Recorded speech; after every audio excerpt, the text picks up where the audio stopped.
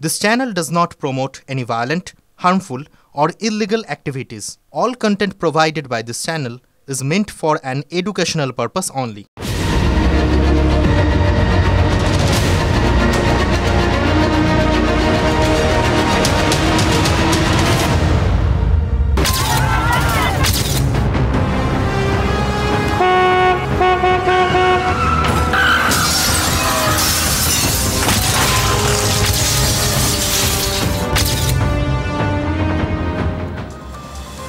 আচ্ছা, অধিকাংশ সিনেমায় ভিলেন ছাড়া আর কার মৃত্যু মোটামুটি নিশ্চিত বলুন তো? সাক্ষীদের। আরও নিশ্চিত করে বললে ওই ভিলেনের বিরুদ্ধে যারা সাক্ষ্য দিতে চান তাদের। এদের অধিকাংশ বা এদের ধরুন অর্ধেক মারা যান আদালতে পৌঁছানোর আগে, আর বাকি অর্ধেক তারা মারা যান গুলি বা ছুরির ঘা খেয়েও ওই মরতে আদালতে শেষ সাক্ষ্যটা দেওয়ার পর। সে আপনি বাংলা সিনেমাই বলুন বা হিন্দি সিনেমা, এই সাক্ষী নিকেশের গল্প কিন্তু কমন একটা ব্যাপার, এবং এগুলো দেখে দেখে আমরা অভ্যস্ত হয়ে গেছি। সিনেমার সত্যি কথা বলতে কি অন্যতম টেনশনের মুহূর্তই হচ্ছে এই সাক্ষীকে নিরাপদে আদালতে পৌঁছে দেওয়া। এটাই বোধহয় সব থেকে কঠিন কাজ সিনেমায়, জানেন তো। এবং যা করে আর কি নায়করা, তার মধ্যে এই দায়িত্বটা সব থেকে কঠিন, কারণ ওই সাক্ষীর আদালতে যাওয়ার পথেই তো ভিলেনরা সব থেকে বেশি কাঁটা বিছিয়ে রাখে। এবার ডিম আগে না মুরগি আগের মতো প্রশ্ন উঠতেই পারে যে বাস্তব থেকে সিনেমা অনুপ্রাণিত হচ্ছে নাকি সিনেমার থেকে বাস্তবের চিত্রনাট্য টোকা হচ্ছে। সেটা যেরকমই হোক আর কি, এটা তো নিশ্চিত আপনি যদি কোনো রাজনৈতিক নেতার বিরুদ্ধে মামলার সাক্ষী হন, তাহলে আপনার জীবনটা কিন্তু সিনেমার সাক্ষীদের মতো হয়ে গেলেও যেতে পারে, যেরকমটা হয়েছিল এই বীরভূমের সাইগাল হোসেনের ক্ষেত্রে, আর যেরকমটা হয়েছে উত্তর 24 পরগনার এই ভোলা ঘোষের ক্ষেত্রে। দেখুন, বীরভূমের সাইগাল অনুব্রত মণ্ডলের দেহরক্ষীর দায়িত্ব সামলেছিলেন তো বহু বছর, এবং সেই সঙ্গদোষেই তাকে কয়লা পাচার আর গরু পাচারের মামলায় অন্যতম সাক্ষী হিসেবে নথিভুক্ত করেছিলেন তদন্তকারীরা। তো সেই সাইগাল পরিবার পরিজন বন্ধু বান্ধব নিয়ে ঈদের কেনাকাটা করতে বেরিয়েছিলেন 2022 সালের এপ্রিল মাসে। কেনাকাটা সেরে বীরভূমের ইলামবাজারের রাস্তায় যখন ফিরছেন, তখন সাইগালদের ওই গাড়িটাকে ধাক্কা মেরেছিল একটা ট্রাক। ঘটনাস্থলেই মৃত্যু হয় সাইগালের বন্ধু এবং মেয়ের। একটা আলাদা গাড়িতে থাকায় সাইগাল প্রাণে বেঁচে যান। এবার অভিযোগ উঠেছিল, যেহেতু সাইগাল ওই কয়লা পাচার আর গরু পাচারের মতো দুটো হেভিওয়েট মামলার অন্যতম সাক্ষী, এবং তার মধ্যে অনেক কথা জমে আছে আর কি, এই কথাগুলো ওই তদন্তকারীরা পেট থেকে বার করে নিতে পারেন। সেই জন্য ওই সাইগালের মুখটা চিরতরে বন্ধ করে দেওয়াটা কি খুব জরুরি হয়ে পড়েছিল, আর সেটা বন্ধ করে দিতেই নাকি এই দুর্ঘটনার চিত্রনাট্য লেখা হয়েছিল। সাইগালরা গাড়ি করে আসবেন, তাদের গাড়িকে পিষে দেবে লরি, ব্যাস সব শেষ। না থাকবে বাঁশ, না বাজবে বাঁশি, এরকম একটা পরিকল্পনা হয়েছিল বলে শোনা গেছিল। তো এই একই রকম অভিযোগ তো এবারও উঠল এই উত্তর 24 পরগনার মিনাখায়। ওই সন্দেশখালী অঞ্চলের বাসিন্দা ভোলা ঘোষ, সে তো শাহজাহানের বিরুদ্ধে অন্যতম অভিযোগকারী এবং মামলার অন্যতম সাক্ষী। গাড়ি করে যাচ্ছিলেন বসিরহাটে, ওই মিনাখার কাছে ভোলা ঘোষের গাড়িকে উল্টো দিক থেকে এসে ধাক্কা মারে একটা লরি। ঘটনাস্থলেই মারা যান ভোলার ছোট ছেলে এবং গাড়ির ড্রাইভার। এবং ঘটনাচক্রে ওই সাইগালের মতো এক্ষেত্রেও কিন্তু ভোলা প্রাণে বেঁচে গেছেন। তবে সাইগাল অন্য গাড়িতে ছিলেন, ভোলা ঘোষ বসেছিলেন পেছনে।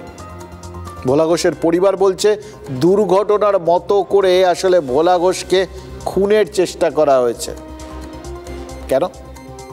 মুখ বন্ধ করতে। ওই এক অভিযোগ, ভুলে যাবেন না, এই অভিযোগগুলোকে কিন্তু সবসময় উড়িয়েও দেওয়া যাচ্ছে না, এবং বারবার এই একটাই অভিযোগ যখন উঠে আসছে, তখন আপনাদের তো এটাই মনে হবে যে যা রটে তার কিছুটা তো বটে হতেই পারে। ভুলে যাবেন না, ওই বকটুই হত্যাকাণ্ডের অন্যতম অভিযুক্ত লালন শেখেরও তো সিবিআই হেফাজতে অস্বাভাবিক মৃত্যু হয়েছিল। সেখানেও তো মুখ খুলতে যাতে না পারে, তাই মুখটাকে চিরতরে বন্ধ করে দেওয়ার অভিযোগই শোনা গেছিল। এক অভিযোগ, বিভিন্ন ক্ষেত্র, এবং সাক্ষ্য দেওয়ার আগে সাক্ষীদের পরিণতি।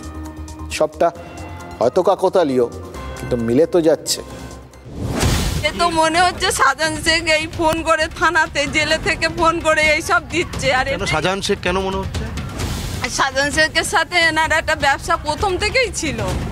হ্যাঁ, শাহজাহান শেখ যখন মানে ব্যবসা করেছিল এনার হাত ধরেই করেছিল। শেখ শাহজাহান আর ভোলা ঘোষ, আজ দুজনার দুটি পথ দুদিকে বেঁকে গেলেও একটা সময় দুজন ছিলেন একই বৃন্তে দুটি কুসুম। ভোলা ঘোষকে নাকি বরদা বলে ডাকতো শাহজাহান। ভোলা ঘোষই তো ওনাকে দাঁড় করিয়েছে, ওনার চোখ দেখিয়েছে ভোলা ঘোষ। উনি তো কিছু জানতো না, উনি তো মূর্খ। উনি কি জানে? ভোলা ঘোষের ব্রেনে তো ওনার ব্যবসা চলতো। শাহজাহানের ব্যবসা ও আর্থিক লেনদেন দেখতেন ভোলা। ভোলার ওপর অন্ধের মতো বিশ্বাস ছিল শাহজাহানের। শাহজাহানের সঙ্গে ভোলার সখ্যতায় কাঁটা হন দুজন, শাহজাহানের ভাই আলমগীর এবং শাহজাহানের এখনকার বিশ্বস্ত শিবু হাজরা। শোনা যাচ্ছে আলমগীর ও শিবু শাহজাহান ও ভোলার সম্পর্কে কাঁচি চালানোর পর ভোলার বাড়িতে হামলা হয়। ওনার সঙ্গে ব্যবসায়ী পার্টনার ছিলাম। আচ্ছা, আমাকে ঠকিয়ে যখন এখান থেকে 2020 সালে একবার পরিকল্পনা করলো, তখন বাড়ি থেকে চলে গেলাম। তারপরে বাড়িতে আসলাম, প্রশাসনের দৌলতে আমাদের হাজি সাহেব এমপি চলে সুন্দর চলছিলাম, কিন্তু ওরা বেরোতে পারছে না। এক এক দিন যাচ্ছে, বিভিন্ন পরিকল্পনা যে বলে আমি আরো কিছু ক্ষতি করতে চলেছি, তাই ওকে সরিয়ে দিলে আমার ঠিক থাকবে।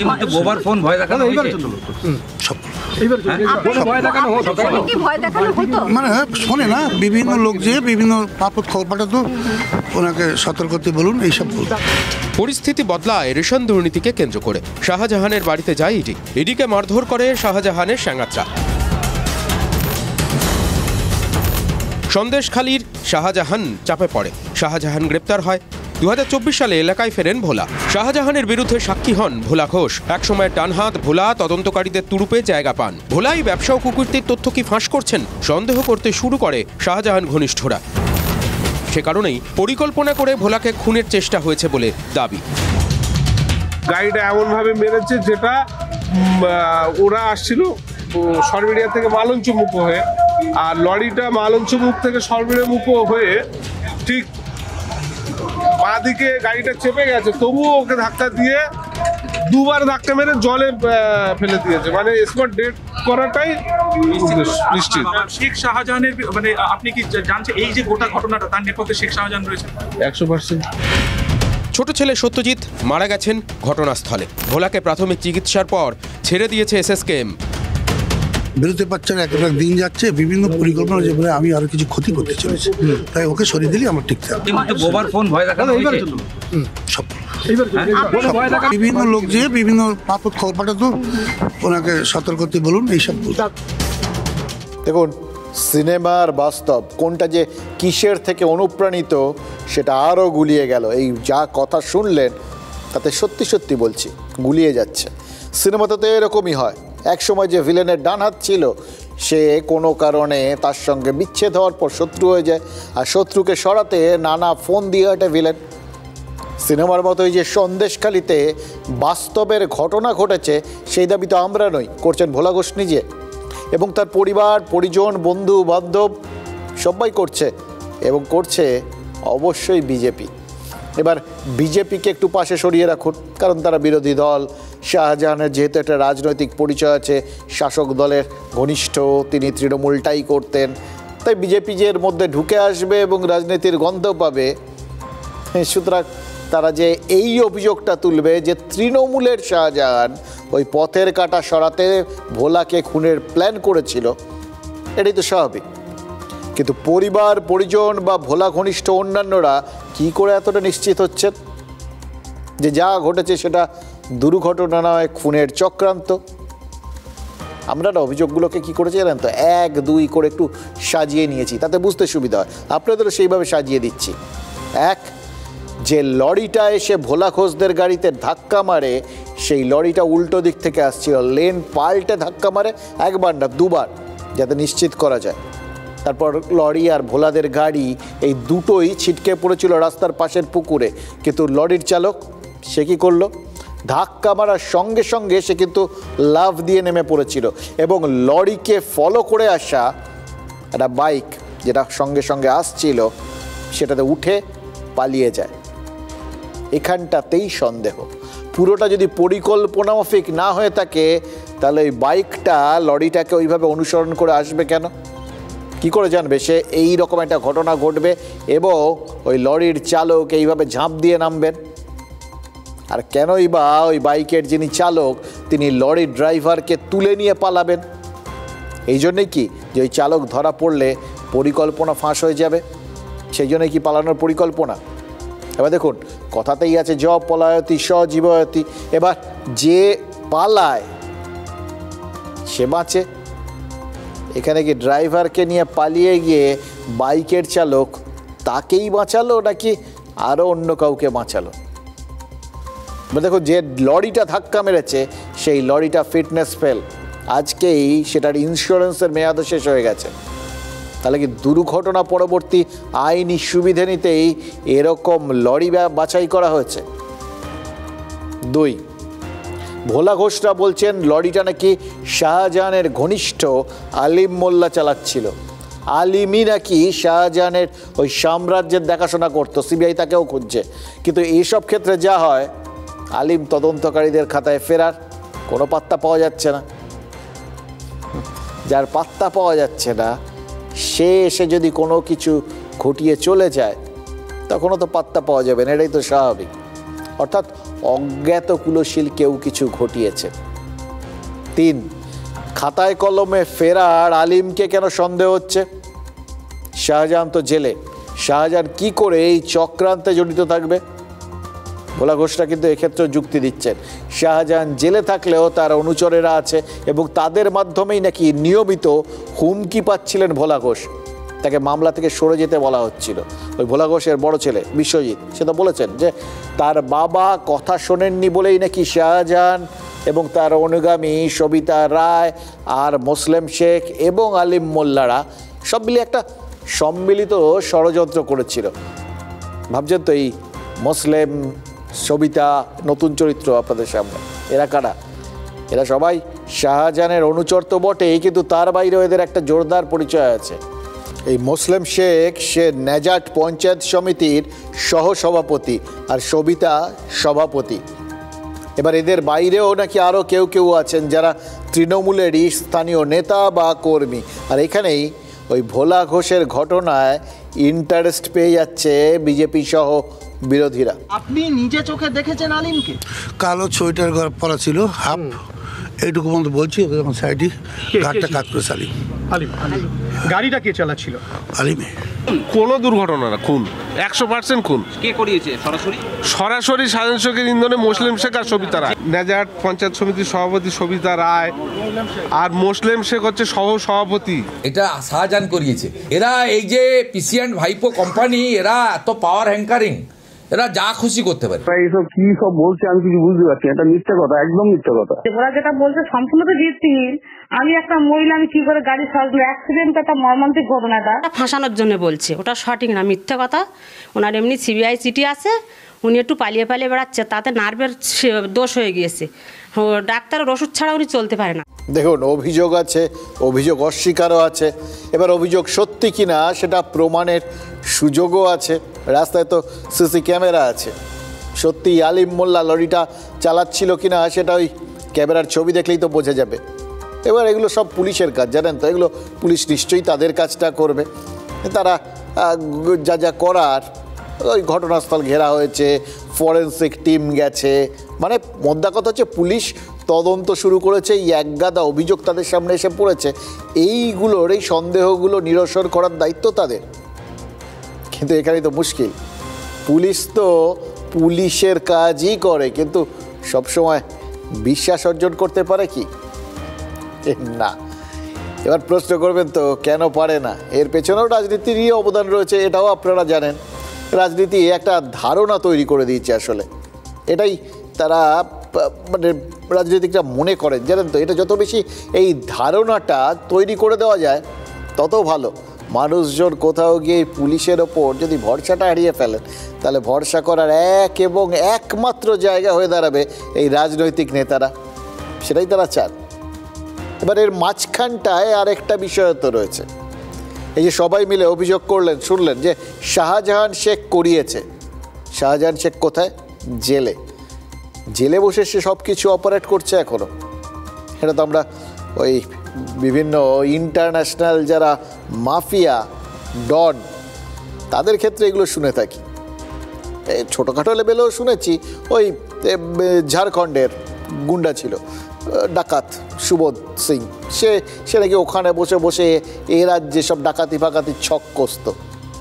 ফলে এইগুলো অন্য রাজ্যের ক্ষেত্রে শুনেছি, কিন্তু আমাদের রাজ্যেও কি সেটা হয়? অভিযোগগুলো যদি সত্যি হয় বা অভিযোগগুলো যদি লোকজনের মনের মধ্যে গেঁথে যায়, তাহলে তো এখানকার মানুষজনের মধ্যেও এখানকার পুলিশ সম্পর্কে আরও একটা বাড়তি ধারণা তৈরি হবে। সেটা ভালো না খারাপ বুঝতেই পারছেন। দেখুন, আজকাল কথায় কথায় না এই বিজেপি নেতাদের মুখে একটা আলোচনা খুব শুনবেন, উত্তরপ্রদেশের পুলিশ দুষ্টের দমন করে আর এখানকার পুলিশ একদম পারে না। এবার দেখুন কেন বলা হয় এটা, কারণ এখন একটা খুব বড় ধারণা, আমরা কিন্তু ধারণার ওপর চলি, কিছু ঘটে সেটার ভিত্তিতে কিছু ধারণা তৈরি হয়, সেই ধারণাগুলো আমাদের মনের মধ্যে চেপে বসে। এরকম একটা ধারণা কি, যেটা বাস্তবের উপর দাঁড়িয়ে এটাকেও অস্বীকার করা যাবে না, সেটা হচ্ছে যে অপরাধীদের বেছে বেছে এনকাউন্টারের ব্যাপারে যোগী আদিত্যনাথের প্রশাসনের নাকি নামডাক হয়েছে। এবার দেখুন, এনকাউন্টার ভালো নাকি খারাপ, কতটা মানবাধিকার বিরোধী, এ সমস্ত আলোচনায় ঢুকবেন না। এগুলো ঢুকে কোনো লাভ নেই, কারণ এটা যে যার মতো করে ব্যাখ্যা করবে, একমুখী ব্যাখ্যা কোথাও পাবেন না। কেউ বলবেন এগুলো ক্ষমতার অপব্যবহার, এগুলো করে আসলে বিরোধীদের মুখ বন্ধ করা বা কাঁটা তোলার কাজ চলছে। আর কেউ বলবেন ওই যাদের কোনোভাবেই আটকানো যায় না, ঠিক আইনের ফাঁক গলে বেরিয়ে যাবে, বা যারা একবার করে ছাড়া পায়, ধরা পড়ে, ছাড়া পায়, দুদিন পরে বেরিয়ে গিয়ে আবার অপরাধ করে এবং সাধারণ মানুষের জীবন অতিষ্ঠ করে, তাদের এরকম শাস্তিই প্রাপ্য। ফলে একটা বিরুদ্ধ মতের সংঘাত সবসময় ব্যাপারে ছিল, আছে, থাকবেও। দেখুন, ইতিহাস বলছে যে একটা সময় ছিল যখন আমাদের রাজ্যের পুলিশও কিন্তু এনকাউন্টার করত, বিশেষ করে ৭ দশকে ওই নকশাল আমলে। মনে আছে আপনাদের? বেশ কিছু নাম পুলিশ অফিসারদের এখনও মুখে মুখে ঘোরে, অন্তত সেই সময় যারা রাজনীতি করেছিলেন তাদের মুখে মুখে তো ফেরে বটেই। তারা বলেন যে তিনি নাকি বহু মানুষকে এনকাউন্টার করেছিলেন, বহু নকশালির এনকাউন্টার হয়েছিল সেই সময়। এবার সেসব নিয়ে সিনেমা হয়েছে, ৭১, মনে আছে? দেবরাজ রায়, আমরা দেখেছি এগুলো। এবার নকশাল আমলে যা হয়েছিল তারপর সেটা যে কন্টিনিউ করেছিল এরকমও তো না, মাঝখানে অনেক কিছু শোনা যায়নি। ইদানিংও খুব বেশি শুনেছি যে এরকম না, কিন্তু এখানে এনকাউন্টার কি একেবারেই তারপরে হয়নি? হয়েছে তো বটে। সে এনকাউন্টারের ধরনটা একটু অন্য হলেও তো হয়েছে, মানে এটা আমি বলছি উত্তরপ্রদেশের সাথে মেলাতে যাবেন না, কিন্তু হয়েছে। ২০১১ সালে চন্দননগরের কোর্টে এক সাক্ষীকে গুলি করে খুন করা হয়। আর ২০২২ সালে পুরুলিয়ার ওই কংগ্রেস নেতা তপন কাণ্ডু খুনের সাক্ষী নিরঞ্জনের দেহ উদ্ধার হয়। এবার সাইগাল বা ভোলাকে যেরকম খুনের চেষ্টা হয়েছে বলে অভিযোগ, তেমনি চন্দননগর আর পুরুলিয়ায় ওই সাক্ষীদেরও তো খুন করা হয়েছে মুখ বন্ধ করার জন্য, এটাই অভিযোগ। তা যদি হয় তাহলে সাক্ষীদের নিকেশ করাকে আমরা না হয় রিভার্স এনকাউন্টার বলি, আর নিকেশের চেষ্টাকে রিভার্স এনকাউন্টারের চেষ্টা তাহলে সেক্ষেত্রে বলতেই পারি। এবার এইগুলো বলছি তার কারণ হচ্ছে এনকাউন্টার মানেই তো বিচার বহির্ভূত হত্যা, সাক্ষীদের রহস্য মৃত্যু বা মারার চেষ্টাও তার মানে এক ধরনের এনকাউন্টার। এবার যেহেতু ওটা পুলিশ করে বলে মোটামুটি এগুলো মানে বদলে যায়, জানেন তো, মানে জিনিসটা এক্স্যাক্টলি কি, যদি অভিধানগত মানে ধরেন তার সঙ্গে আমরা যে মানে বলছি তার একটা ফারাক রয়েছে। তাও বলছি তার কারণ এটাই এখন চলতি হয়ে গেছে, আপনার আমার মনে এটাই ধারণা হয়ে একদম এটাই বিশ্বাসে পরিণত হয়েছে। আমরা এনকাউন্টার বলতে এই বিষয়গুলোকেই বুঝি। শুধু পুলিশ যেগুলোকে করছে তার সাথে এই যে এই দুষ্কৃতির মাধ্যমে যেগুলো হয়েছে, এই দুটোর ফাঁক মেলাতে আমরা রিভার্স এনকাউন্টার বলছি। এবার দেখুন, এনকাউন্টার হোক রিভার্স এনকাউন্টার হোক, এই যা যা অভিযোগগুলো আপনারা শুনলেন এতক্ষণ ধরে, এই অভিযোগ যদি সত্যি হয়, যদি এ রাজ্যে বিভিন্ন মানে যেটার মধ্যে রাজনৈতিক নেতারা কোনো না কোনোভাবে জড়িয়ে রয়েছেন আর কি, এরকম গুরুত্বপূর্ণ মামলায় যদি কেউ সাক্ষী হন, তাহলেই তাকে যদি খুন বা খুনের চেষ্টার এরকম অসংখ্য উদাহরণ তৈরি হয়, তাহলে তাকে খুঁজে দেখা দরকার কেন হচ্ছে।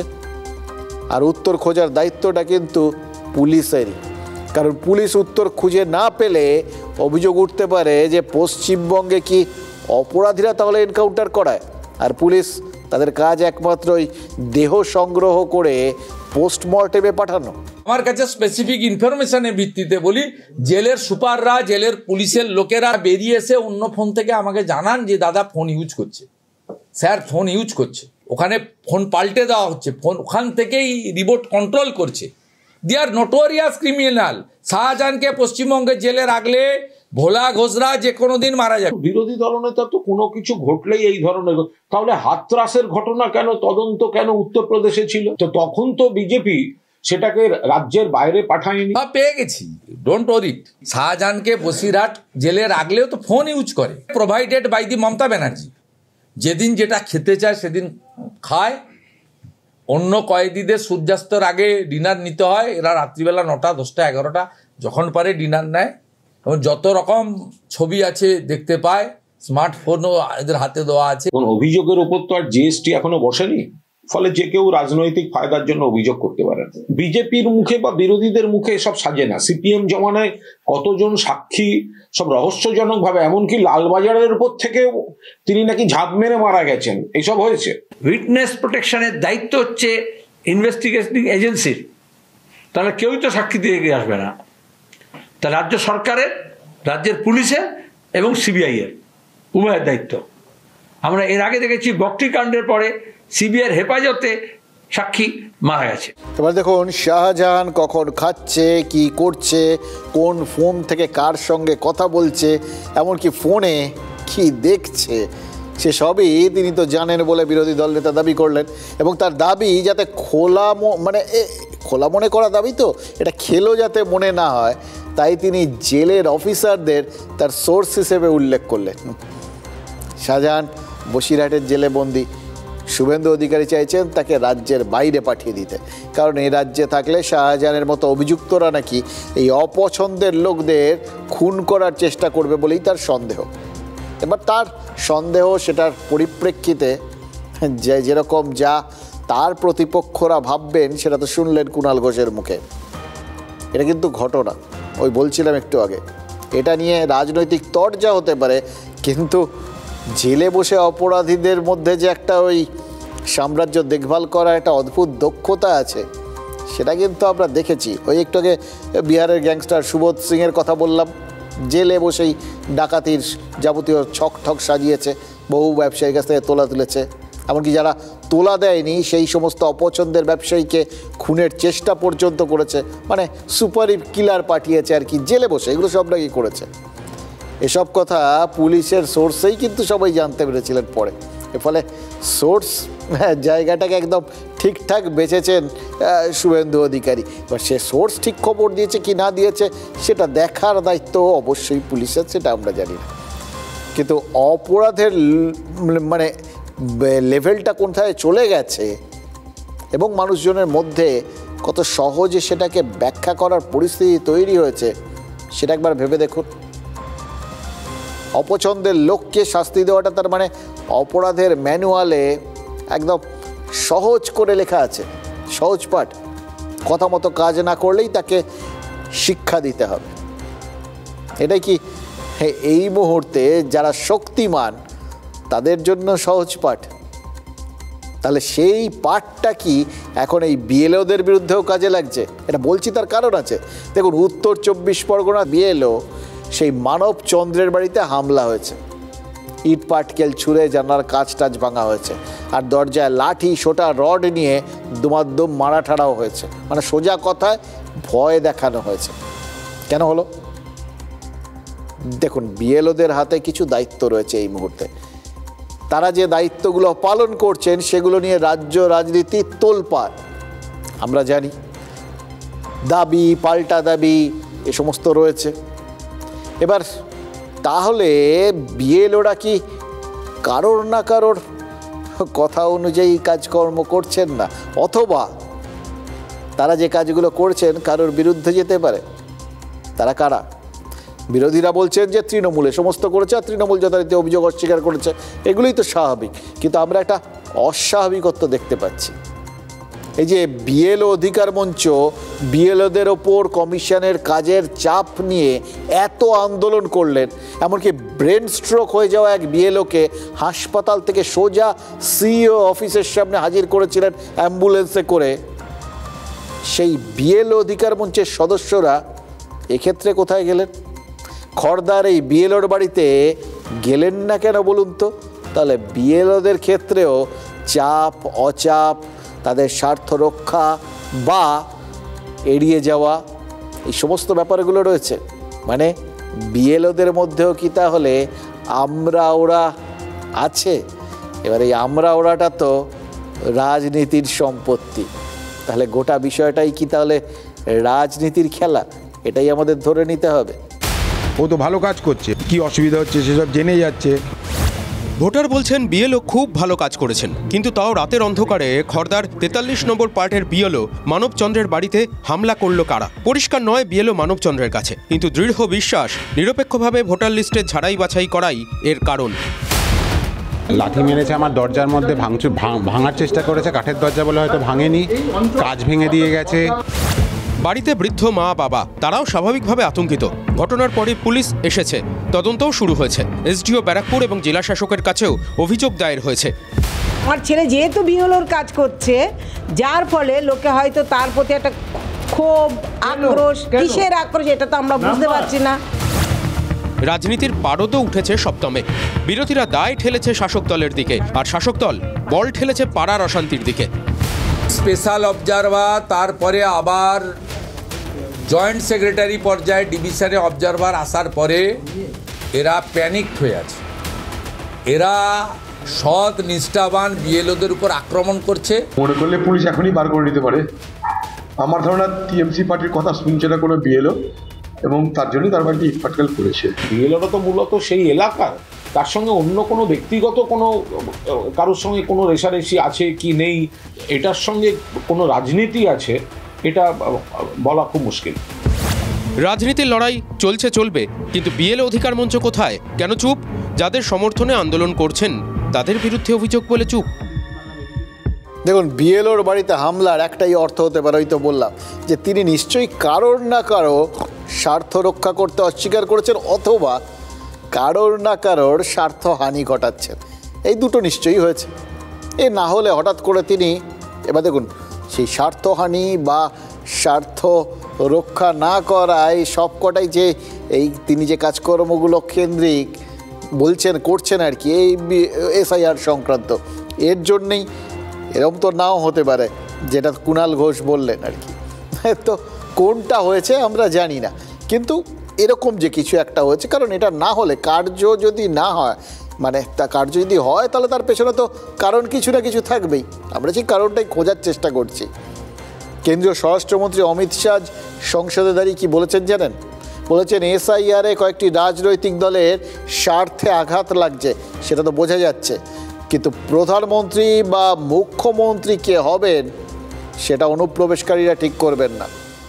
পশ্চিমবঙ্গে তৃণমূলের জন্যেই কাঁটাতারের বেড়া দেওয়া যাচ্ছে না, তবে 26-এ বাংলায় বিজেপি ক্ষমতায় আসবে। এবার এইগুলো যদি যোগ করে দেন তাহলে এটা হয়তো একপক্ষীয় বক্তব্য, কিন্তু যেটা বোঝানোর চেষ্টা করেছেন অমিত শাহ সেটা হচ্ছে তৃণমূলের স্বার্থে আঘাত লাগছে। আর উল্টো দিক থেকে দেখলে হয়তো এই মুহূর্তে তাদের এখানে এই পরিমাণ শক্তি নেই যে কোনো বিএলওর বাড়িতে গিয়ে কোথাও তারা হামলা করবেন আর কি। কিন্তু এটা পরিষ্কার করে দিচ্ছেন, নিজেদের মানে পরিষ্কার রাখুন আর তৃণমূলের দিকে দোষ ঠেলুন, এটা কিন্তু অমিত শাহ পরিষ্কার করছেন, মানে তার ধারণার জায়গা থেকে। এই ঘটনাটায় যা যা হয়েছে সেটা অন্য কোনো কারণে না, সেটা এসআইআর সংক্রান্ত কারণে। क्या कोई भी देश का लोकतंत्र सुरक्षित रह सकता है जब देश का प्रधानमंत्री और राज्य का मुख्यमंत्री कौन हो वो घुसपैठ ये तय करेंगे? मान्यवर नहीं रह सकते। मैं मानता हूं इससे कुछ दलों के राजनीतिक स्वार्थ आहत होते हैं, मुझे उन दलों के प्रति एक प्रकार से अनुकंपा भी है, क्योंकि देश के मतदाता तो वोट देते नहीं है, ये थोड़े विदेशी दे देते थे, वो भी चले जाएंगे। घुसपैठ हो रही है भारत बांग्लादेश की सीमा से, वहां पर कुल 2216 किलोमीटर बॉर्डर है। इसमें से 1653 किलोमीटर बॉर्डर बन चुकी है। अब 563 कहां बाकी रही है मान्यवर मालूम है? केवल और केवल एक राज्य बंगाल।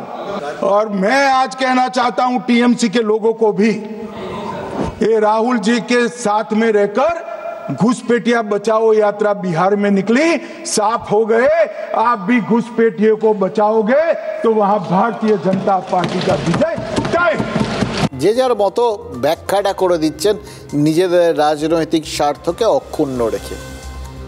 বুঝতেই পারছেন লড়াইটা কিন্তু এই স্বার্থেরই। অবশ্য বিএলওদের তাদের এই লড়াই আরও আছে।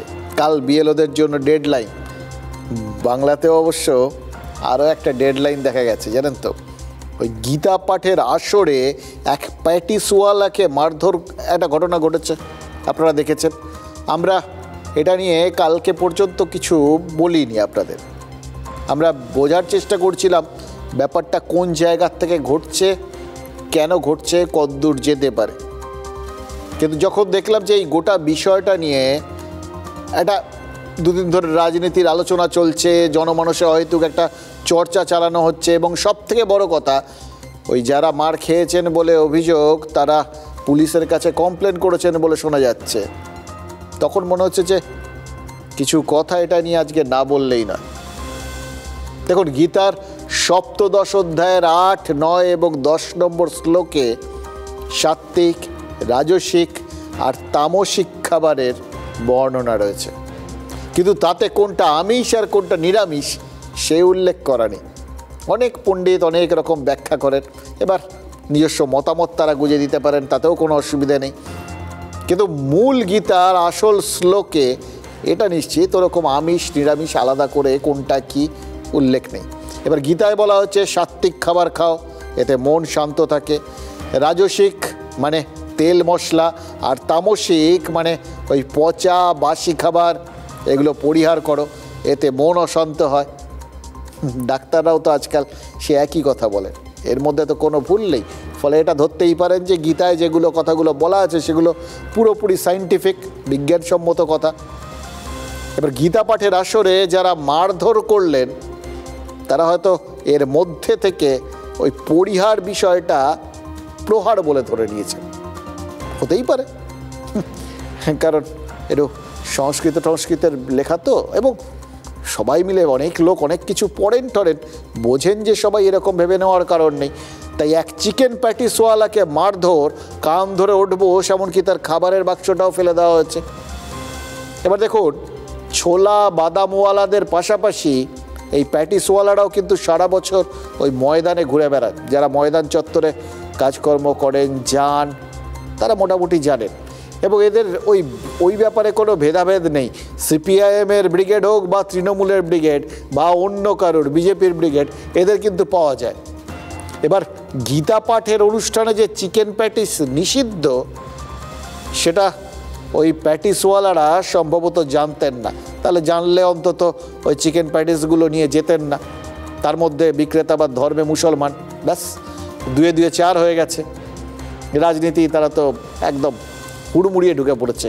আসলে মুশকিল কি জানেন তো, ধর্মের এই ফাঁক গোলে রাজনীতি ঢুকে তো পড়ে ঠিকই, কিন্তু ঢুকে পড়ে সবার আগে ধর্মের মূল কথাগুলোকে এড়িয়ে যায় বা গার্ড করে দেয়। আচ্ছা গীতায় কি কোথাও কোনো নিরীহকে মারধরের কথা বলা হয়েছে?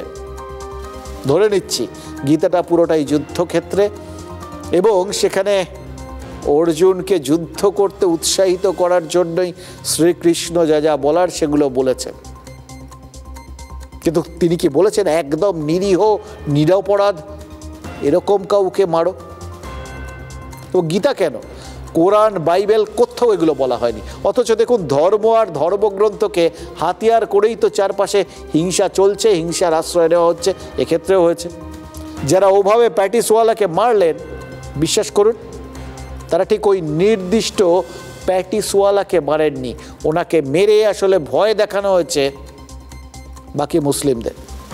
ঠিক যেভাবে ওয়াক অফ আন্দোলনের সময় হামলা হয়েছিল, ওই সাঁতরাগাছিতে গাড়ি ভাঙা হয়েছিল, আপনাদের মনে আছে? তখন ভয় দেখানোর চেষ্টা হয়েছিল হিন্দুদের। অর্থাৎ ধর্মটাকে একটা আগ্রাসী চেহারা দেওয়ার চেষ্টা হয়েছে, যেটা হয়তো ধর্মের সব থেকে বেশি পরিপন্থী। কটা বছর আগেও কিন্তু এভাবে বলা যেত না এই কথাগুলো, বলতাম না। তার কারণ মনে হতো যে জিনিসটা নেই সেই জিনিসটার উল্লেখ করলে সেটাকে কোথাও গিয়ে জাগিয়ে তোলার একটা সম্ভাবনা তৈরি হচ্ছে। এই দাঙ্গা হাঙ্গামা এই সংক্রান্ত শব্দগুলো সংবাদ মাধ্যমে বলা হতো না, আজ বলতে হচ্ছে, কারণ খুল্লা সবাই এগুলোকেই করছেন। রাজনীতিক যারা রয়েছেন তারাও খুল্লা এই শব্দগুলো ব্যবহার করছেন। ফলে এগুলোর ভালো এবং মন্দ দিকটা একটু স্পষ্টভাবে বলার সময় এসছে, হয়তো কড়াভাবেও বলার সময় এসছে। সব ধর্মেই দেখুন মৌলবাদী এবং চরমপন্থার লোকজন আছে, এবং মুশকিল হলো ধর্মের সঙ্গে মৌলবাদটা যখন যোগ হয়ে যায় না, এই চরমপন্থাটা যখন যোগ হয়ে যায় না, সেটা যে ধর্মই হোক খারাপ, সমাজের পক্ষে খারাপ, এটা বুঝে নেওয়ার দরকার। কারণ এটার আলটিমেট হচ্ছে নিয়ন্ত্রণহীনতা। ধর্ম নিয়ন্ত্রণের কথা বলে, নিজেকে আগে নিয়ন্ত্রণের কথা বলে। আর এই মৌলবাদ এটা তো সবার আগে নিয়ন্ত্রণকে ছিঁড়ে খুঁড়ে দিয়ে একটা উস্কানিমূলক জায়গায় নিয়ে যায়। সবাই অবশ্য দিচ্ছেন, কেউ ছাড়ছেন না, ধর্মগুরু, রাজনৈতিক নেতা, সবাই, সব ধর্মে। ক্ষতিটা কার হচ্ছে? কোনো হিন্দু বা মুসলমান ধর্মের কোনো ক্ষতি হচ্ছে না, ক্ষতিটা হচ্ছে সাধারণ ধর্মাবলম্বী মানুষের। ক্ষতিটা কখনো একজন হকার, কখনো একজন কৃষকের, অথচ দেখুন সব দলই আবার গরিব মানুষের পক্ষে। কিন্তু সেই গরিবকেই হিন্দু আর মুসলমানে ভাগ করে নিচ্ছে রাজনীতি। এমন একটা পরিস্থিতি হয়েছে যেখানে আপনি দেখবেন সঠিকভাবে কেউ আজকাল আর ওই শব্দগুলো উচ্চারণ করে না, ধর্মের শব্দগুলো। মানে সবার মনের ভেতরে একটা অস্বস্তি কাজ করে। সংখ্যাগুরু, সংখ্যালঘু এই সমস্ত বলতে হবে। মুসলিমদের মুসলিম বললে যদি কেউ কিছু মনে করে, হিন্দুদের হিন্দু বললে যদি কিছু মনে করে, সংখ্যাগুরু, সংখ্যালঘু। সহজ স্বাভাবিক বিষয়, সহাবস্থানটাকে কেন কেউ মানতে পারেন না, এটাই সব থেকে মুশকিলের ব্যাপার। এবার আমাদের প্রশ্ন তো একটাই, একটা বিচ্ছিন্ন ঘটনাকে কেন সার্বিক বানানোর চেষ্টা করছে? যারা মারধর করেছেন তাদের হিরো বা ভিলেন কিছুই বানানোর দরকার নেই। যদি সেখানে অন্যায় হয়ে থাকে, আইনের শাসন রয়েছে, নাকি আইনের শাসনটাই অনুপস্থিত? সেই জন্যই এই উগ্র মানসিকতা প্রশ্রয় পাচ্ছে। কাল এফআইআর হয়েছে, মারধরের ঘটনা সত্ত্বেও কেন সুমোটো অ্যাকশন নেওয়া হয়নি? অনেকেই প্রশ্ন করছেন। অন্য ধর্মের উপাসনাস্থলে গিয়ে উল্টোটা করলে কি হতো, অনেক রকম কি হতো, কি করা যেত, এরকম উদাহরণ, সম্ভাবনা তুলে ধরছেন। ঠিক, এই আলোচনাটা হওয়াটা খুব জরুরি। তাহলে এটাও মেনে নেওয়ার দরকার, ময়দান কি ধর্মীয় স্থান, ওখানে চিকেন প্যাটিস নেওয়া যাবে না, এরকম কোনো আবেদন কি করা হয়েছিল? আর্মির দায়িত্বে থাকা ময়দান ভাড়া নেওয়া হয়েছিল, পুলিশ প্রশাসনের থেকে অনুমতি নেওয়া হয়েছিল। এত কিছু করা হলেও চিকেন নিয়ে কেউ যেন না ঢোকে, এটা কি প্রশাসনকে জানানো হয়েছিল? পুলিশকে বললে পুলিশই ত্রিসীমানায় কাউকে ঢুকতে দিত না। আসল কথা কি জানেন? সব দলই এরকম একটা পরিস্থিতির জন্য অপেক্ষা করছিল। এবার বাঙালির অবস্থাটা ভাবুন। এতদিন ইলিশ, চিংড়ি, বড়জোর, শুটকি এরকম সব মাছে বিভক্ত ছিল, আর এখন তালিকায় চিকেন প্যাটিসও ঢুকে গেল। প্রথম কথা হচ্ছে, কারা করেছে, কি করেছে তার বিষয়ে তো কেউ গ্যারান্টি কেউ দেয়নি, বা এখনো পর্যন্ত প্রমাণ কেউ দেয়নি যে বিজেপি করেছে বা যারা অর্গানাইজ করেছে তারা করেছে। কিছু লোকের ধর্মের প্রতি আবেগ আছে, সেই আবেগে কিছু লোক হয়তো আহত হয়েছে। আপনি মসজিদের সামনে গিয়ে মদ বিক্রি করতে পারবেন শুক্রবারের দিন? বিক্রি করার জায়গা, তার সমস্ত জিনিসগুলো ভেঙে নষ্ট করে দেওয়া হলো, মাটিতে ফেলে দেওয়া হলো। এটা কোন ধর্ম বলেছে? এটা শ্রীকৃষ্ণ বলে গেছেন? এটা গীতায় লেখা আছে? গরিব মানুষের রোজগারে হাত দিতে হবে, গরিব মানুষকে মারতে হবে, এটা বিজেপির গুন্ডাদের কাজ। এদের কঠোর কঠোর কঠোর শাস্তি হওয়া উচিত। আমাদের লোকজন অন্তত এই জিনিস এই কাজ করতে পারে না, এটা আমি মনে করি। এবং বিভিন্নভাবে এই গীতাপাঠ অনুষ্ঠানটাকে বিভিন্নভাবে বিভ্রান্ত করার জন্য, বিভ্রাট করবার জন্য এই ধরনের জিনিস করা হয়েছে। দেখুন, বিভ্রান্তি একটা আছে।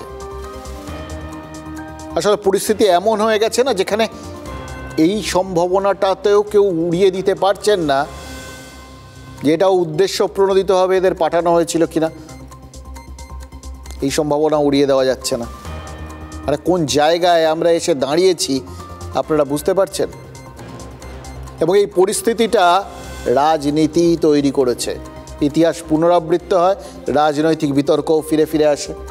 2015 সালে মহারাষ্ট্রে জিতে সে রাজ্যে গোহত্যা নিষিদ্ধ করে দিয়েছিল দেবেন্দ্র ফডনবিস সরকার, আর তার প্রতিবাদে কলকাতার রাস্তায় খাদ্য আন্দোলন হয়েছিল। বিকাশ রঞ্জন ভট্টাচার্য আর সুবোধ সরকার প্রকাশ্যে গোমাংস খেয়ে প্রতিবাদ করেছিলেন বলে শোনা যায়, তারা দাবি করেছিলেন সেটাই। এবার কাকতালীয় কিনা বলা যাবে না, তবে ওই খাদ্য বিতর্কের পর থেকেই বাংলায় বিজেপির ভোট লাফিয়ে লাফিয়ে বাড়তে শুরু করেছিল। আর 2017 উত্তরপ্রদেশেও ওই অনুমোদিহীন কসাইখানা বন্ধের প্রতিশ্রুতি দিয়ে ভোটে জিতে গেছিল বিজেপি।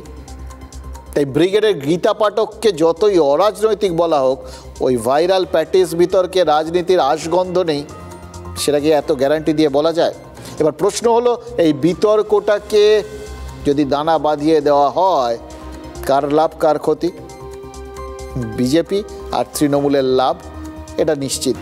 বলা যায় লাভ্যাংশ ভাগাভাগি হয়ে যাবে। হয়তো এই লাভের খোঁজেই গীতা পাঠরত বা গীতা ভক্তদের ভিড়ের মাঝে ওই প্যাটিস বিক্রেতার হেনস্থা হওয়ার ছবিটা ভাইরাল হয়েছে। তাহলে কি কেউ চাইছিলেন যে পবিত্র গীতাস্থল কলুষিত করার চেষ্টা হয়েছে এই বার্তা ছড়াতে? তারা না ছড়ালে এই ছবি পাওয়া কঠিন ছিল, কিন্তু খবরটা সেটা কিন্তু ছবি না ছড়ালেও চাপা থাকতো না। কারণ যাদের কোনো ক্রমে দিন গুজরান হয়, তারা ভিড়ের হাতে আক্রান্ত হয়ে সটান পুলিশে অভিযোগ জানাতে চলে যাবে, এটা ভেবে নেওয়া একটু কঠিন। হাজার হোক, সাধারণ মানুষ তো পুলিশকে একটু এড়িয়েই চলে। তাহলে কেউ কি তাদের সাহস দিয়ে পুলিশের কাছে নিয়ে গেছিল? তারা কারা? দেখুন, গীতা পাঠের অনুষ্ঠানকে যারা বিজেপির অনুষ্ঠান বলে সুনির্দিষ্টভাবে চিহ্নিত করেছে, তারাই কি? এবার ছেড়ে দিন রাজনীতি এরকম সব দিক থেকে আছে ব্যাপারটা। এবার একটু অন্য অ্যাঙ্গেল, মানে খাবারের অ্যাঙ্গেল থেকে দেখি। খাবারের অ্যাঙ্গেল থেকে দেখলে ধরতে হবে, আমিষে যাদের আপত্তি তারা এবার বিজেপিকে সমর্থন করবে, যাদের আমিষে আপত্তি নেই তারা তৃণমূলকে সমর্থন করবে। তার লোকসানটা কাদের? লোকসানটা কি তাদের যারা বলে লড়াইটা জাতের নয় ভাতের, তাদের? অথবা যারা মনে করে যে ফেরিওয়ালার কাছে ময়দানের সভা মানে কোনো বিশেষ রং নয়, শুধুই একদল ক্রেতা, তাদের? নাকি যারা মনে করে কোনো একজন নিরীহ মানুষকে শক্তি গর্বে হেনস্থা করাটা কোনোভাবেই সমর্থন করা যায় না, তা সে যেখানেই হোক বা যাদের দ্বারাই হোক, তাদের? এবার এইগুলো যারা ভাববেন তারা ওই প্যাটিসের রাজনৈতিক স্বাদটা পাবে না, তাদের জন্য এই স্বাদের ভাগ হবে না। এবার ঠিক কে আর কে বেঠিক সেটা আপনারা বিচার করুন। কিন্তু সংসদেও তো এই স্বাদ বিতর্কটা ছড়িয়ে গেছে, তবে আমিষ নিরামিষ নয়, অন্য স্বাদ। কেন্দ্রীয় মন্ত্রী শিবরাজ সিং চৌহান লোকসভায় বক্তব্য রাখছিলেন, তখন স্পিকার ওম বিড়লা লক্ষ্য করেন যে এক সাংসদ কিছু একটা সেবন করার উপক্রম করেছেন। তিনি ওই সাংসদকে নিষেধ করেন, কিন্তু মুশকিল হচ্ছে সেই ছবিটাও এবং সেই কথোপকথন ভাইরাল হয়ে গেছে। माननीय सदस्यगण, यहाँ खाने पीने का प्रोग्राम मत रखो, बंद करो थैलियाँ। मैं तो माननीय अध्यक्ष महोदय किसानों की बात कर रहा हूँ जिनके कारण खाना पीना होता है। नहीं, आपसे नहीं कह रहा हूँ, मैं इधर खा रहे खा भी इसलिए रहे हैं कि किसान पैदा कर रहा है और हम बीजों की नई नई किस्में तैयार कर रहे हैं। ये वो चीज नहीं खा रहे। अब ये विशेष क्या खा रहे हैं माननीय अध्यक्ष महोदय, मुझे इसकी जब जानकारी नहीं है। দেখুন, স্পিকার স্পষ্ট করে বলেননি, শুধু এটা বলেছেন এরা এমন কিছু খাচ্ছিলেন যেটা কৃষকরা চাষ করেন না। শুধু বুঝতেই পারছিলেন এটা কি হতে পারে, হয়তো কোনো নেশাদ্রব্য বা ওই ধরনের কিছু। আমরাও বুঝতে পারছি না ঠিক কী খাওয়া নিয়ে এই লোকসভায় এরকম একটা সংক্ষিপ্ত অথচ মজার বিতর্ক হয়ে গেল। তবে যাই হোক, যিনি খাচ্ছিলেন তার যে এই সংসদীয় আলোচনাকে নিরস লাগছিল সেটা তো বলাই বাহুল্য। এটা দেখে আমরাও কিছু গেস করতে পারি, জানেন তো। নিশ্চিত ওই সাধারণ মানুষের প্রয়োজনীয় কোনো বিষয় নিয়ে আলোচনা হচ্ছিল। ওই শুনলেন চাষিদের বিষয়। সাধারণ মানুষের প্রয়োজনীয় কোনো বিষয় রাজনীতিকদের ভালো লাগবে কেন বলুন তো? হয়তো সেজন্যই স্পিকার থেকে সাংসদকে এই বিষয়টা ঠিক স্পষ্ট করেননি। কিন্তু অস্পষ্টতা রাখার জায়গাটা এক জায়গায় একদম নেই। ওই ভরতপুরের হুমায়ুন কবির কোথাও কোনো অস্পষ্টতা রাখতে চাননি। তাই তো এই বেলডাঙ্গার বাবরি মসজিদের অনুদানের টাকা তিনি দেখলেন তো কীভাবে সোশ্যাল মিডিয়ায় লাইভ করে গুনেছেন, কিন্তু তার সেই আন্তরিকতাও ডুবে গেছে আন্তর্জাতিকতার চোরাবালিতে। কারণ এমন একটা জায়গা অস্পষ্ট হয়েছিল যেটা তিনিও হয়তো বুঝতে পারেননি, অথবা যখন বুঝেছেন তখন দেরি হয়ে গেছে। মসজিদের অনুষ্ঠানে কোরআন পাঠ করতে আসবেন সৌদি আরবের 2 কারি বা পাঠক, এটা তো হুমায়ুনের তরফে ঘোষণা করা হয়েছিল, আয়োজনে ত্রুটি ছিল না। এবার এটা শুধু বিজ্ঞাপন নয়, 2 জন কারি এসছিলেন এবং তারা কোরআন পাঠও করেন, কিন্তু এখন শুধু জানা যাচ্ছে যে তারা কারি হতে পারেন কিন্তু সৌদি আরব থেকে আসেননি, এমনকি ভিন দেশ দূরের কথা, ভিন রাজ্য থেকেও আসেননি। ওই কারি সুফিয়ান তিনি মুর্শিদাবাদের বাসিন্দা, আর কারি আবদুল্লাহ তিনি পূর্ব মেদিনীপুরের বাসিন্দা। এবার কারি আনার দায়িত্বে যারা ছিলেন সেই জামিয়াতে উলেমা হিন্দ স্বীকার করে নিয়েছে যে তারা সৌদি আরব থেকে আনতে চেয়েছিল কিন্তু আনতে পারেনি, তাই রাজ্যেরই 2 পাঠককে নিয়ে গেছিল। যদিও এই 2 কারিও কম পণ্ডিত নয়, কিন্তু কথার খেলাপ হয়ে গেছে, অস্বচ্ছতা। এখন হুমায়ুন কবির না ভীষণ স্বচ্ছতায় মজেছেন, তাই তিনি বেজায় চটেছেন এবং তিনি এর পেছনে চক্রান্তের গন্ধ পাচ্ছেন। দোষ দিচ্ছেন কাকে? এক্ষেত্রে তিনি দোষ দিচ্ছেন জামিয়াতে উলেমা হিন্দের পশ্চিমবঙ্গ শাখার প্রধান সিদ্দিকুল্লাহ চৌধুরীকে। বুঝতে পারছেন তো, উনি কিন্তু আবার রাজ্যের গ্রন্থাগার মন্ত্রী, সেই দলের সঙ্গে জোটে আছেন যে দল হুমায়ুন কবিরকে বার করে দিয়েছে। আর ভোটেই এর জবাব দেবেন বলে হুমায়ুন কবির কিন্তু জানিয়ে দিয়েছেন। আচ্ছা একটা কথা বলুন তো, হুমায়ুন তো প্রথম থেকেই এই মুসলিম ভোট ভাগাভাগির কথা বলছেন, তৃণমূলের কোল থেকে এই ভোট ব্যাংককে কেটে নেওয়ার কথা বলছেন। তার কি খেয়াল ছিল না বাঙালি ইদানিং কাঁকড়ার জাত বলে পরিচিত হয়ে গেছে, নাকি ভাগের ভোটেরও কাটাকাটি হতে পারে, সেটাও তিনি বুঝিয়ে দিচ্ছেন। 2 জন কারিকে আমরা নিয়ে গেছিলাম, যেহেতু আমারই দায়িত্বে ছিল। একজন মুর্শিদাবাদের কারি সুফিয়ান ভাই, আরেকজন পূর্ব মেদিনীপুরের কারি আবদুল্লাহ ভাই। এনারাও 2 জন ইন্টারন্যাশনাল পর্যায়েরই কারি সাহেব, তেনাদের দ্বারাই শিলান্যাস করা হয়েছে। জনাব হুমায়ুন কবির সাহেবের প্রচার ছিল যে সৌদির মেহমান আনা হবে, মানুষ ওখানে বিভ্রান্ত হয়ে যাবে, সেই হিসাবে ওখানে এটা আমরা বলতে পারিনি। এই যে সিদ্দিকুল্লাহ চৌধুরী, এর জেলার সভাপতি বদরুল আলম মৌলানা, আর তার একজন সেক্রেটারি আছে, তার নাম মৌলানা ইউসুফ। এরা এই চক্রান্তটা করেছে, এদেরও জবাব আমি আগামী দিনে দেব। সিদ্দিকুল্লাহর ওই যে পার্টি, সিদ্দিকুল্লাহর যে জমায়েতুল হিন্দ, সেই জেলার নেতা সভাপতির নাম বদরুল আলম, আর যে সেক্রেটারি ইউসুফ মৌলানা, এরাই এই চক্রান্ত করেছে। এটারও জবাব মুসলিমরা দেবে, সিদ্দিকুল্লাহকে দেবে আর জমায়েতুল হিন্দকে দেবে। দেখুন হুমায়ুন কবিরের মনের অবস্থাটা ওই সুনীল গঙ্গোপাধ্যায়ের কবিতার লাইন হয়ে গেছে, জানেন তো, কেউ কথা রাখেনি। আর তাই হুমায়ুন ঠিক করেছেন তিনিও কারোর কথা রাখবেন না। ভবানীপুরে মমতা বন্দ্যোপাধ্যায়ের বিরুদ্ধে প্রার্থী দেবেন, আর নন্দীগ্রামে শুভেন্দু অধিকারীর বিরুদ্ধেও প্রার্থী দেবেন। এবার কেউ বলতে পারেন যে এর মাধ্যমে তিনি এর গেলেও ও যাকে সেটা নয়, ঢুকলাম না আর কি, কারণ কাকে তিনি কিভাবে দেখেন সেটাও তো আমরা পরিষ্কার হতে পারছি না, সুতরাং সেইগুলো না বলাই ভালো। কিন্তু বাংলায় আর কোনো হেভিওয়েট থাকলে হয়তো তার বিরুদ্ধেও তিনি প্রার্থী দিয়ে দিতেন। তবে তার আগে যেটা দরকার, প্রার্থী তো পরে দেবেন, আগে পার্টিটা তো তৈরি হতে হবে, সেই পার্টির নির্বাচন কমিশনের অনুমোদন পেতে হবে। আর যদি সব হয়েও যায় তাহলে তো সংশয়, এই প্রার্থী বাছাই যেন আবার কোরআন পাঠক বাছাইয়ের মতো না হয়, তাহলে আবার দেখা যাবে হুমায়ুন যাকে আজ টিকিট দিলেন কাল সে অন্য দলে চলে গেল, এমন নজির তো রয়েছে। 2014 সালে মধ্যপ্রদেশের ওই ভিন্দে ভগীরথ প্রসাদকে টিকিট দিয়েছিল কংগ্রেস, তিনি পরদিন বিজেপিতে চলে যান, তারপর বিজেপির টিকিটেই জিতে লোকসভায় পৌঁছন। এরকম অস্বস্তি আর অপ্রস্তুত অবস্থায় কিন্তু রাহুল সোনিয়া এর আগে কখনো পড়েননি, জানেন তো। এই হুমায়ুনের অবশ্য অস্বস্তির বিবিধ কারণ আছে।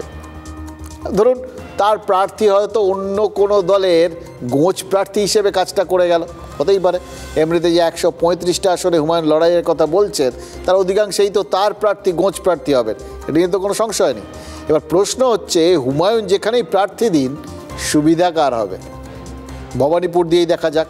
হুমায়ুন যদিও ধর্মনিরপেক্ষ দল করার কথা ঘোষণা করেছেন, কিন্তু তিনি ইতিপূর্বে ওই 30-70 হিসেব থেকে শুরু করে যা যা বলেছেন এবং যেভাবে ওই 90টি মুসলিম সংখ্যাগরিষ্ঠ আসন দখলের কথা বলেছেন, যেভাবে মুসলিম ভোটের ধারক বাহক হতে চেয়েছেন, তাকে বা তার দলকে হিন্দুরা নিশ্চয়ই ভোট দেবেন না। আজকের দিনে এই ধর্মীয় বিভাজনের রাজনীতিতে এটা স্পষ্ট। তাহলে ভবানীপুরে যদি হুমায়ুনের দল কিছুমাত্র ভোট পায়, সেটা মুসলিমদের ভোটই পাবে, যেগুলো নিশ্চিতভাবে তৃণমূলের ভোট ছিল। তাহলে সুবিধা কার হবে? বিজেপি প্রার্থীর। আবার নন্দীগ্রামে একইভাবে হুমায়ুনের দল যদি মুসলিম ভোটে থাবা বসায়, তাতেও বিজেপি প্রার্থীরই সুবিধা হবে।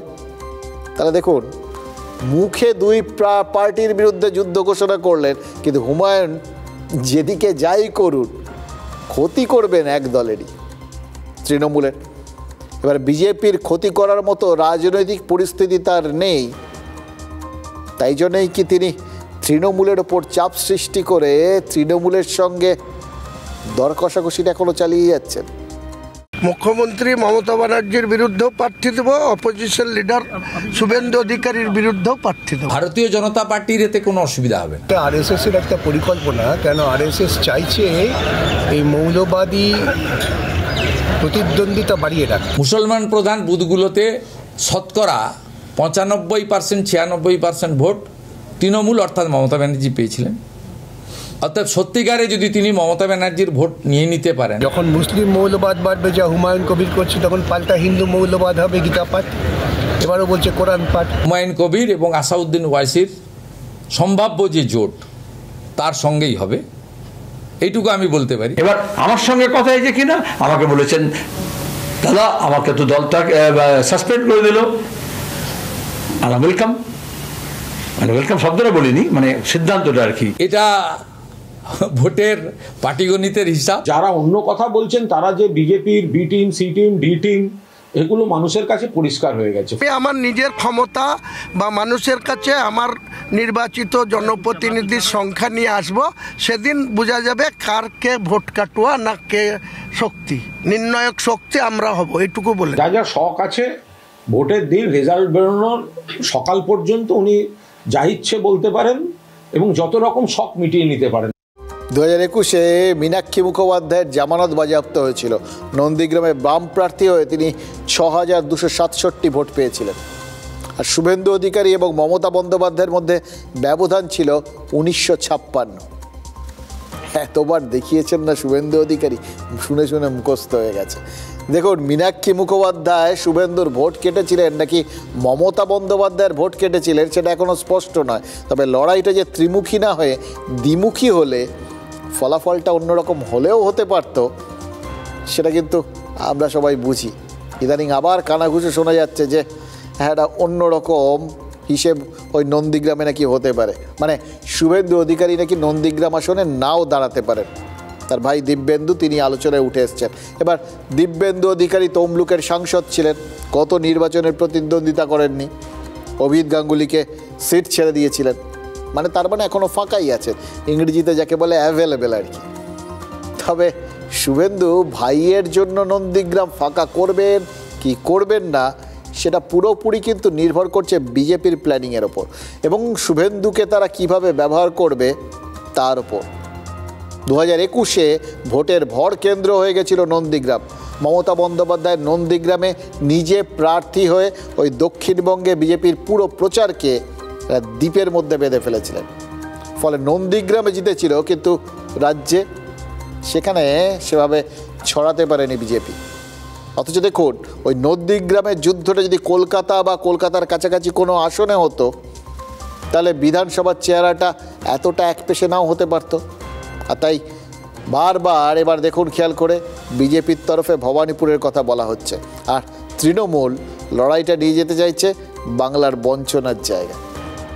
100 দিনের কাজের টাকা থেকে বাংলার গরিবদের বঞ্চনা করছে বিজেপি, এটা এই মুহূর্তে ফের তারা প্রচারে তুলে নিয়ে আসতে চেষ্টা করছেন, কারণ এটা শিওর শট তাদের মনে হয়েছে হয়তো পরীক্ষিতভাবে সফল। 2021 আর 24 এই কথাটা বাংলার মানুষের মাথায় অত্যন্ত সফলভাবে তৃণমূল গেঁথে দিতে পেরেছিল। অথচ যে জন্যে এই টাকাটা দেওয়া হচ্ছে না বলে বিজেপি বলতে চেয়েছিল, যে এখানে প্রভূত পরিমাণ দুর্নীতি হয়েছে, সে আবাস হোক, 100 দিনের টাকা হোক, সব কিছুতে কোনো হিসেব দিতে পারেনি তৃণমূল পরিচালিত সরকার, সেই জন্য তারা টাকা দিচ্ছেন, এটা বিজেপি বলেছিল, কিন্তু এটা মানুষকে বিশ্বাস করাতে পারেনি সেভাবে, হয়তো প্রচারের জোরটা সেভাবে ছিল না। 2026-এর আগে সেই জন্যই ওই চেনা অস্ত্র, ওই বঞ্চনার তরোয়াল, সেটা তৃণমূল আবার সিন্দুক থেকে বের করেছে। অভিষেক বন্দ্যোপাধ্যায় কিন্তু এর একটা প্রেক্ষাপট প্রস্তুত করেছেন, এমনি এমনি না। তিনি লিখিতভাবে প্রশ্ন করেছিলেন, তার জবাবে কেন্দ্র জানাতে বাধ্য হয়েছে তাদের কি অবস্থান। তারা জানিয়েছে যে 2022-এর পর থেকে বাংলায় 100 দিনের কাজে 1 টাকাও বরাদ্দ হয়নি। গ্রাম উন্নয়ন মন্ত্রকের দাবি নির্দেশিকা মানেনি, তাই জন্য বরাদ্দ বন্ধ, হিসেব মেলেনি, তাই বরাদ্দ বন্ধ। কিন্তু ভোটারদের কাছে তৃণমূল কি প্রচার করবে? সেটাই তো প্রচার করবে যেটা তারা এতদিন বলে এসছে, আগের দুটো ভোটে বলে এসছে, এবং যেটা লোকে বিশ্বাস করেছে। সঙ্গে তারা বলবে যে 2021-এ ভোটে হেরে গেছিল, তো ওই জন্য বাংলার ওপর প্রতিশোধ নিচ্ছে বিজেপি। তার থেকে বড় কথা, তাদের যে বক্তব্য সেটার ওই শিলমোহর বাড়িয়ে নিয়েছে তারা কেন্দ্রের কাছ থেকে। অভিষেক বন্দ্যোপাধ্যায় প্রশ্ন করেছিলেন, উত্তর পেয়েছেন, দেখিয়ে দেবেন, দেখুন। এই কেন্দ্রের উত্তর সামনে আসার পরেই আজ কিন্তু সংসদে বিক্ষোভ দেখিয়েছে তৃণমূল কংগ্রেস, আর তার সঙ্গে সঙ্গে শ্বেতপত্র প্রকাশের দাবি জানিয়েছে। অর্থাৎ প্ল্যান মাফিক তারা ধাপে ধাপে নিজেদের ইস্যুতে গোটা জিনিসটা নিয়ে যাবার চেষ্টা শুরু করে দিয়েছে। মমতা বন্দ্যোপাধ্যায়, অভিষেক বন্দ্যোপাধ্যায়, গোটা তৃণমূল কংগ্রেস সংসদের ভেতরে, সংসদের বাইরে, সর্বত্র রাজপথে নেমে আন্দোলন করেছে। দিল্লিতে পুলিশ দমন পীড়ন করেছে আমাদের নেতৃত্বের উপর, তারপরেও টাকা দেয়নি। আপনি পশ্চিমবঙ্গের টাকা খরচ করে আপনি নিজের ফুটানি করেছেন। আমাদের যে অধিকার, আমাদের যেটা পাওনা, সেই পাওনা আদায় কোনো চেষ্টা হয়নি। কোর্ট টাকা দিতে বলেছে, তারপরেও দেয়নি। তো এখন অবাস্তব কিছু ফতোয়া জারি করে শর্ত দিয়ে তারা আবার বিলম্ব ঘটাচ্ছে। ফলে এটা বাংলাকে বঞ্চনা। কেন 4 বছর পর কেন ঘুম ভাঙলো আপনাদের? আগেও তো পার্লামেন্ট চলেছিল, আগে প্রতিবাদগুলো হয়নি কেন? কারণ আপনারা জানেন 100 দিনের কাজে যে পরিমাণ চুরি বাটপাড়ি হয়েছে বাংলায়, সেই চুরি বাটপাড়ি তথ্য প্রকাশ করা ঠিক নয়। বাংলার গরিব মানুষকে হকের টাকা না দেয়া, এর জবাব আগামী বিধানসভা ভোটে ভরপুর পাবে ভারতীয় জনতা পার্টি। আচ্ছা, কেন্দ্র যে আজকেই উত্তর দেবে সেই খবরটা কি মমতা বন্দ্যোপাধ্যায়ের কাছে ছিল?